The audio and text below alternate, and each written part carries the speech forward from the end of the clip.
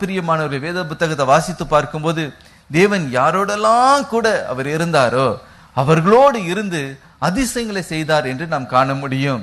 யோசுவாவை பார்த்து சொன்னார், நான் மோசையோடு இருந்தது போல நான் உன்னோடு கூடவும் நான் இருப்பேன். ஆகவே இயேசுவோடு கூட பிதாவாகிய தேவன் இருந்தார், மோசையோடு கூட இருந்தார், அவர் எலியாவோடு கூட இருந்தார், யோசுவாவோடு கூட இருந்தார், எலிசாவோடு இருந்தார். காரணம் என்னவென்றால் அவர்கள் பிதாவானவருக்கு பிரியமானதை எப்பொழுதுமே செய்தபடியினாலே அவர்களை தனியே இருக்க விடாமல் அவர் துணை நின்றார், அவர்களுக்கு அதிசயங்களை அவர் செய்து கொண்டே இருந்தார்.